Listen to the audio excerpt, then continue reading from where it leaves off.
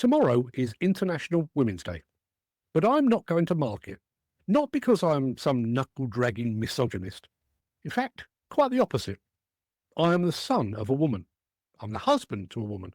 I'm the father of two women. Let me be clear, a woman gave me life. Another woman saved my life. And two other women give me a reason to live. So as far as I'm concerned, it should be International Women's Day every single day. However, I work in the field of demolition and construction, an industry that still suffers from a huge gender imbalance. And those women that are brave enough to work in the sector are often subjected to verbal abuse or much, much worse. And yet tomorrow, my social media feed will be flooded with posts from demolition and construction companies celebrating the handful of women on their payroll. They'll post glossy photos, tell inspirational stories, and make vague promises about change. They'll congratulate themselves for hiring a female apprentice or promoting one woman to a leadership role and pretend that this single act balances out decades of exclusion and ongoing neglect. But on Monday, those women will return to the same work sites where they're outnumbered 50-1. They'll face the same uphill battles for respect, for opportunities, and for a workplace that doesn't feel like an all-boys club that at best tolerates their presence. The hypocrisy is staggering. Where are those companies and their public displays of solidarity on the 4th of March, on May the 17th, on September the 3rd? Where are they when a woman reports harassment? Where are they when a woman applies for a job and gets turned down because she won't fit in? Where are they when a talented woman who has worked twice as hard as her male counterparts is passed over for promotion because management feels more comfortable with someone who looks like them? It's now 2025. Systemic change is not just necessary, it is decades overdue. The problem is not that women don't want to work in demolition and construction. The problem is that demolition and construction have not done enough to make space for them. The industry holds itself up as a brotherhood, a fraternity of hard work, skill, and resilience. But what happens when a sister wants to join that brotherhood?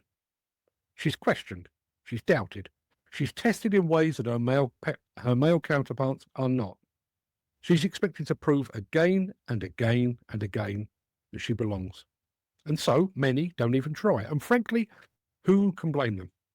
This is not a women's issue. This is an industry issue. It's a men's issue. The statistics don't lie. The number of women in hands-on roles in demolition and construction remains pitifully low. And the women who do make it often have to endure casual sexism, whispered jokes, or outright hostility from colleagues who see them as an inconvenience, a novelty, or a threat. We're told the industry is changing, that it's modernising, that it's inclusive. But let's not kid ourselves. A handful of diversity initiatives and a few well-timed social media posts and an annual breakfast event on March the 8th do not undo decades of exclusion.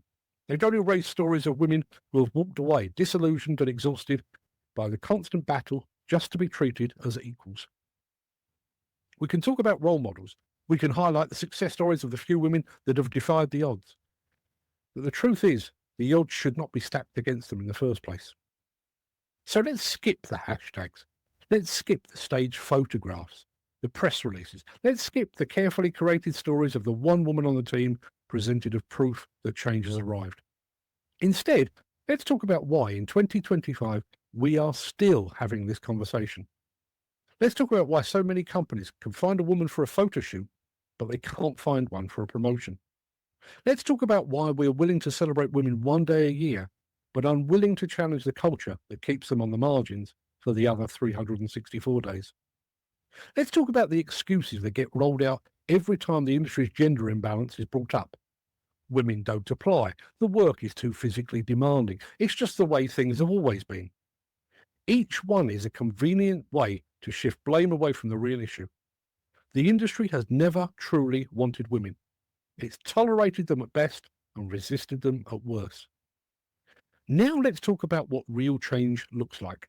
And what it looks like has nothing to do with token gestures of filling a few inconsequential jobs with women just to fill a quota. I'm not suggesting that companies hire women merely to tick a box. They should hire the best candidates for their job, but they should also broaden their minds and consider that the best candidate might actually be a woman. Real change means creating workplaces where women don't feel like outsiders, where a pair of X chromosomes are not seen as an impediment. It means breaking the cycle of exclusion by actively recruiting, training, and promoting women. Not just one or two, but in numbers that actually move the needle. It means addressing harassment with real consequences, not just empty policies that no one enforces. It means ensuring that every woman who steps onto a construction or demolition site is given the same opportunities, the same respect, and the same chance to thrive as any man. Because if we're still having this conversation in another 5 years, if we're still recycling the same token gestures in 2030, then we will have proved that we never really meant any of it. And that, more than anything, would be the real failure.